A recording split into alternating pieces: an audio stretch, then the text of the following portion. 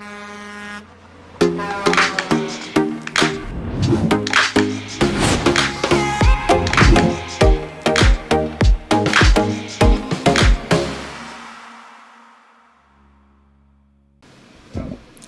gente sabe que quando é 3, 2, 1 gravando, chegou a nossa vez, né?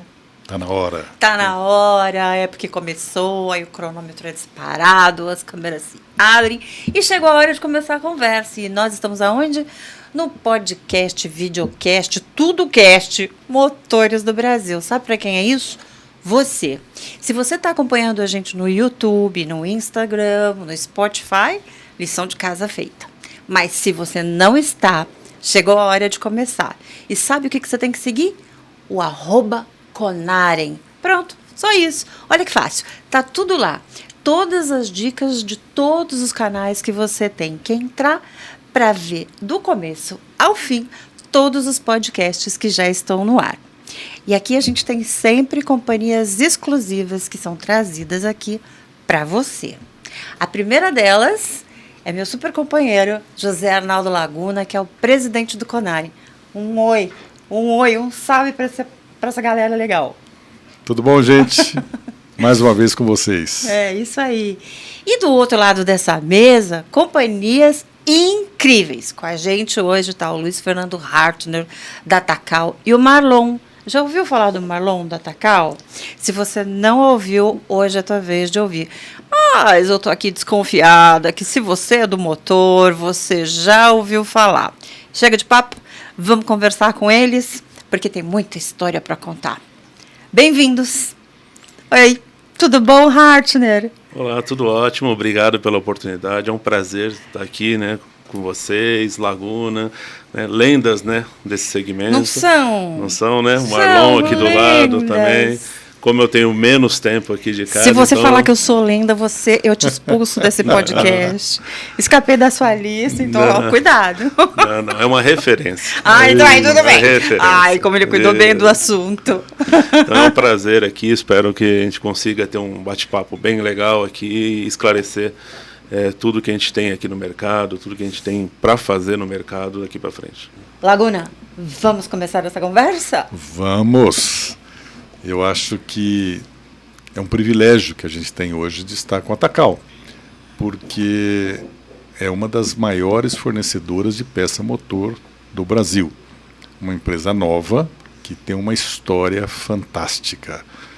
E a gente conversava pouco com o Hartner e com o Marlon, um pouquinho do passado, né? Que nós vivemos isso daí. Eu tive a oportunidade de participar desde o começo, com a Fátima, com o Marcelo, com o André, por indicação do seu Milton Simões, né, que é o pai do Marcelo, que é fundador da GUP. E um pouquinho dessa história eu acho importante que você saiba, porque a Tacal foi a empresa que abraçou o setor com a entrada dos carros importados. Nós não tínhamos peça para fazer motor. E a Tacal, numa velocidade incrível, ela correu o mundo, foi buscar fornecedor, desenvolveu as peças e colocou à disposição do mercado brasileiro para todo tipo de carro importado. Isso foi assim um negócio que salvou a vida da oficina mecânica e da retífica de motores por muitos anos, até que as indústrias, no seu processo de desenvolvimento de produto, começassem a fabricar alguns produtos. Mas ela sempre esteve à frente. Então isso merece ser registrado. Isso é um capítulo da história automotiva do Brasil, esse apoio que a Tacal deu para o mercado da reparação veicular. Então eu quero deixar aqui meus cumprimentos para vocês, o reconhecimento do setor retificador brasileiro, né? Nós temos uma história que o mercado precisa conhecer. E você que é apaixonado por motor, você que é um retificador que gosta disso, talvez você não soubesse disso. Por isso que o Conarem faz questão de deixar isso muito bem claro, porque quem sabe daqui a alguns anos alguém vai lembrar disso e vai falar assim, puxa vida, né? Olha quem é a Tacal, ela começou lá atrás, trazendo essas novidades para nós, né? Então, por favor, sejam bem-vindos, né? Nós queremos saber um pouquinho da história pela ótica de vocês. Pela ótica de retificador nós temos, agora nós queremos ouvir um pouquinho vocês. Marlon, são 42 anos de janela, né? Sim. E aí você é daquela época da retífica do seu Milton, né? Sim. Conta um pouco, como é que foi essa jornada? E o Laguna vai ajudar, porque foi amigo, né? Depois você conta essa história também, né? Sim. De se entender, de se perceber meio filhão até, né? Do seu Milton. Do seu Milton. O Laguna tem que contar isso. Mas Claro. conta pra gente, o que você entende? Conta, né? Primeiro essa trajetória da retífica lá atrás, e aí esse estalo para virar Tacal. Quanto tempo tem a Tacal? A empresa, a Gupi, tem 22 anos, né? A marca, ela é mais recente, tem pouco mais de 12 anos. 12. Isso, porque Então, antigamente tinha a embalagem branca da Gupi, né? É. E depois eles modernizaram e criaram a marca Tacal. Tá, então é o grupo, vamos dizer, a gente pode chamar de grupo Gupi, que Isso. tem Exato. debaixo do seu guarda-chuva a marca Tacal. Isso. Que é filho do André. Isso, exatamente. É. Isso. Então, quando eu entrei na retífica, na MM, foi no final, foi em junho de 99, né? Uma retífica padrão, que o próprio Laguna conhece, né, de organização, e ela já era pioneira em motores importados, principalmente no segmento de empilhadeiras. A gente já tinha esses motores no Brasil, né, Mitsubishi, Mazda, né, e por aí segue, né? E começaram a surgir novos veículos urbanos importados, né? E a gente trabalhava, e a MM, na realidade, trabalhava só com empilhadeiras. E eles começaram, eles imaginaram lá na frente lá que esses carros iriam quebrar. Né? Então eles se juntaram entre eles lá, os donos, né? O seu Milton Simões, o Marcelo, o Marco Antônio, e eles começaram, e a Fátima também, né, claro. E eles começaram a imaginar que logo iria precisar se já tinha a retífica preparada para isso, automaticamente iria precisar de peças para esses motores. Aí eles começaram a verificar e foram fazendo pesquisas e foram com a inteligência deles, foram buscando soluções, já foram fazendo parcerias, vendo fornecedores, né? E com certeza, do jeito que você falou no início, Carla, foi exatamente isso que aconteceu. Aliás, o Laguna, né? Eles foram... isso eu estava lá e eu posso falar com toda... Né? Eu vi isso acontecer, né? Foi os primeiros a trazerem peças importadas para os motores importados. Né? Começaram com as empilhadeiras, tudo motores importados, né? E depois migraram para os veículos. E hoje essa potência, né? Tá com quantos componentes, quantos SKUs assim no portfólio? Hoje são mais de 6.400 SKUs. Oh, que beleza. Né? Isso quando eu não conto a sobremedida. Né? Se eu for contar as sobremedidas, aí passa de 23, 24 mil SKUs. É o maior portfólio do mercado, 95% dos motores nós temos as peças, 23 famílias, então todos os componentes internos do motor nós temos na Tacal. Né? E estamos falando de motor interno, não, linha leve, linha pesada, moto, tudo, linha né? leve, e diesel leve, picapes, vans, né? Foi até uma opção estratégica da empresa, ela já teve linha pesada, mas foi uma opção estratégica da empresa focar em linha leve. E Marlon, você estava na retífica, né, na MM, e aí, lá naquela época, o que você fazia? E o que você está fazendo hoje na Tacal? Bom, na retífica eu entrei como tomar conta do balcão. O balcão da MM ele era um balcão muito grande e tinha 3 vendedores, 3 balconistas.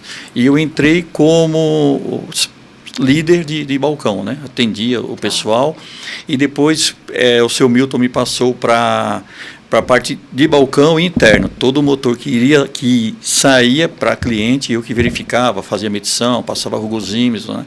Não tinha como deixar. Por isso que eu falo até hoje, né? Foi a faculdade de retífica, né? Lá não tinha erro, lá era tudo 110% conferido. Que legal, hein, Marlon? E você, hein, Hartner? Quanto tempo de Tacal? Porque você já pegou essa nova geração, né? Hartner tem uma história muito legal, porque o Hartner, ele tem uma trajetória que não começou no mercado automotivo. Aí você tinha que contar isso aqui. Porque hoje você está numa marca que está brilhando no mercado e a Tacal tem uma característica muito interessante de trazer profissionais que não estão no mercado automotivo, que estão, lógico, mas ela também tem isso no DNA dela. que é trazer a experiência de outros segmentos e esses outros segmentos, incríveis que são também, emprestarem, né? Em tecnologia, conhecimento, jeito de trabalhar para o mercado automotivo. É raro isso no nosso mercado. É verdade. Né? O nosso mercado ele fica muito em torno dele mesmo, né? Ele tem uma órbita muito conservadora. Conta um pouco isso. Primeiro, conta da tua trajetória até a chegada na Tacal. E essa percepção, se você tem mesmo isso, né? Se você tem junto comigo essa percepção, fala um pouquinho dela. Bom, a minha trajetória ela é um tanto quanto peculiar, porque eu comecei, né, na verdade, a minha formação começou em técnica e mecânica na área de usinagem, né? Então, assim, né, olha como o mundo dá voltas, né? Lá atrás, comecei com a parte de mecânica, usinagem, e fui trabalhar no setor de autopeças, mas na parte de peças de acabamento, né? Então, quebra-sóis de carro, laterais de porta, manoplas de câmbio, e aí nós vendíamos direto para a montadora. E eu fiquei lá por 5 anos. Né?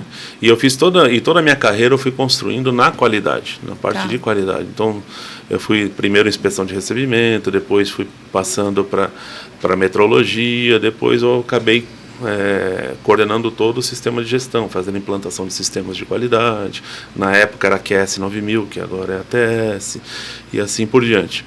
E aí eu saí, recebi uma proposta para um desafio, para um mercado totalmente diferente, mercado de gás, né? Fui trabalhar numa empresa que era líder no segmento de gás, para implantar o sistema de qualidade.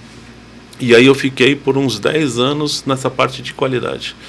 Depois, dentro dessa empresa, me deu uma guinada na minha trajetória, aí eu passei por planejamento estratégico, pricing, gestão de rede de revenda, da mesma empresa. E eu fiquei lá por 19 anos.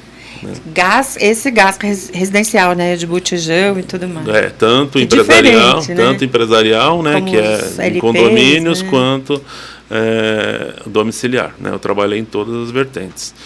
E aí eu saí em 2019, numa reestruturação que teve na empresa, e em 2020, início de 2020, eu fui para a Tacal, né? Tinha uma pessoa que tinha trabalhado comigo na Ultragaz, e eu voltei por uma indicação dela, né? Falou, você tem um desafio grande de estruturar toda a parte de pós-venda da empresa, uma empresa que está crescendo muito. E aí eu entrei em janeiro, né? Só que em fevereiro veio a pandemia. Então eu comecei a construir uma área à distância. Nossa. Né? Engraçado, né? Que engraçado. Então eu conheci o Marlon, mas depois a gente ficou só tratando por vídeo praticamente. E a gente foi construindo. Então foi reformulando o processo e eu estou nessa trajetória dentro da Tacal 3 anos e meio. Engraçado, Laguna, você não tem a percepção, parece que faz mais tempo que ele está lá? Pois é, né? Do que eu fiquei surpresa quando ele falou 2020, porque eu achei que era... Não, e veio para revolucionar, né? Porque me permite fazer um comentário aqui. Quem é do setor sabe que nem sempre a gente acerta. E a Tacal teve uma infelicidade de importar alguns produtos que geraram problemas no mercado, né? E a entrada do Hartner foi exatamente para a recuperação disso. Quer dizer, houve todo um projeto, né, de reindustrialização dos produtos, né, na área de bronzinamento, da área de anéis. Né, e nessa época que você entrou, que você começou a gerar todo o acompanhamento disso, a redução dos retornos de garantia. Né. Então, acho que seria interessante você comentar isso, porque quem é do mercado, às vezes fica com a imagem, esse produto não é bom. Né. E eu digo assim, como é que um produto não pode ser bom de uma marca se a marca é líder de mercado, né? Se ela está lá na frente entre as 3 principais marcas do mercado. Então, alguma coisa não fecha. E as estatísticas mostram isso, né, Hartner? Você já fez algumas palestras para nós dentro do Conari que demonstram que não tem nada a ver. Né? E a pessoa no mercado, às vezes, por desinformação, fica com aquilo gravado na cabeça, porque teve um problema e fala assim, não uso mais essa marca. Né? Sem contar aquilo que é uma pura verdade, né? Que o Hartner bem lembrou que o nosso mercado é meio conservador. Sim. Então, às vezes, passa por uma, né? Você está falando, uma experiência que pode não ter sido, parece que generaliza e que todas não que vão ser desse. Não é nada disso, né? Conta como... Exatamente. Eu acho que esse exemplo ele ajuda a mostrar um pouco, eu que vim da área de qualidade, você separar um pouco a diferença entre qualidade e percepção de qualidade. Exatamente. Então você trata a qualidade primeiro para você ter a percepção. E foi justamente o que aconteceu nesse caso que o Laguna falou. Acho que mais ou menos 2 anos antes de eu entrar, teve esse problema, né, com bronzinas e anéis, e eu entrei para fazer toda essa estruturação. Quando eu entrei, para vocês terem uma ideia, 5% do faturamento da empresa era gasto em garantia. Então era muita coisa. Muita coisa. Então o trabalho foi um trabalho muito assim de bastidor e de frente também, porque nós tínhamos que fazer todo esse trabalho, esse recall no campo, trazer essas peças para cá, corrigir estoque, ao mesmo tempo estruturar o processo de garantia, porque também esse processo ficou degradado por conta de uma quantidade imensa de problemas, ele não deu vazão, então nós reestruturamos tudo isso.